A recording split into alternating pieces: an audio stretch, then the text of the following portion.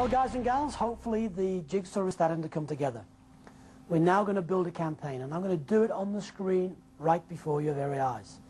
Two things we're going to do. One is we're going to decide to contact existing customers. Two is we're going to decide what we're going to contact them about. And let's just take this as an example. This particular customer, and we're going to do a 5+5 campaign. That means we're going to send out 5 letters, and then the next day send out 5 letters, and then 2 days after that ring the first 5, and the next day ring the second 5. So that means that campaign is going to run over a week, and we're going to be contacting 10 people, similar type of situations.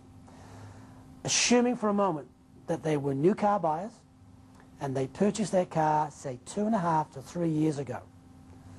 And we're now going to contact them about changing into a new model. So that's the setup, that's the campaign. So take a look at the screen. This is going to be our letter that we'll send out. The one-to-one mail guide is personalize the letter. When you are writing a letter to people, keep it in short paragraphs, simple ideas, lots of white space. Let's have an attention-seeking headline. Let's start with the proposition. Let's put a date in for response and who to respond to. Let's put in a couple of bullet points of what's in it for them. Let's call to action.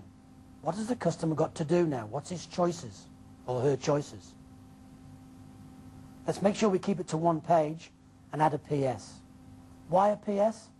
Ask yourself, when you receive a letter, what's some of the areas that you look on or look for in that letter? If it's to you, if they spelt your name right, what's it about? Let's get into the proposition early on, and what's the PS? Now, the key to the PS, guys, is that you're going to link the PS back into the offer and the call to action and the deadline and who to contact. So let's just write this letter now from the example in your workbooks, read through it, and then write another one similar right next to it. Cheers.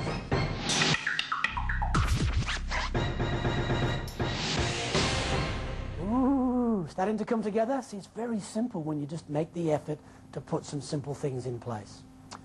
We've sent the letter out, now we're going to follow up 3, maybe 4 days later. And all the phone call is going to go along the lines of, "Hi John, just a quick call, it's Graham from XYZ. I wrote to you the other day talking to you about the opportunity. This is just a courtesy call to follow up and answer any questions you may have." That's as simple as that. If you're not going to send out a letter, then it's quite simple as well.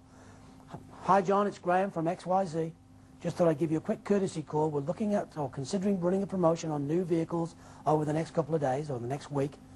And we noticed that you're driving a vehicle which is now coming up to 50,000 Ks or whatever it may be, okay, 3 years old. And out of courtesy, we thought we'd offer our existing customers the first opportunity. I mean, I don't even know if you're looking right now, but if you are, it could be an opportunity to save some money. Would you be open to have a look?" And if that's the case, if they go, "Yeah, well, I hadn't really thought about changing my car, but yeah, I'm interested," that's fine. Let's make a time for you to pop in. Would today suit you best, or would you prefer a little bit later in the week? If they say, "No, we're not interested," that's fine. Then otherwise you'd be ringing us, right? The reason for the call is, as I said, only for courtesy. I mean, have you got some sort of time scheduler or timeline in mind where you might consider changing? I'm happy to make a note of that and keep in touch with you. That's all it is. Hot, warm, or cool. Make it simple, guys. Make it simple. Just going to finish off now with the 5 golden rules as far as customer communication and one-to-one marketing. Contact the customers at least twice a year by telephone with a what's in it for them. Contact the customers twice by mail with a what's in it for them.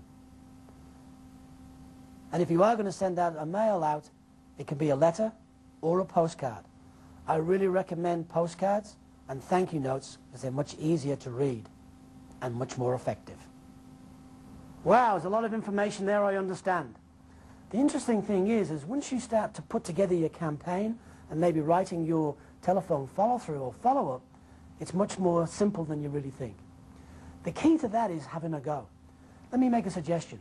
If you want to email us or send us a fax through with some of your suggestions, maybe a copy of your letter, a copy of your telephone script and the campaign that you want to do, I'm more than happy to help, more than happy to give you some feedback.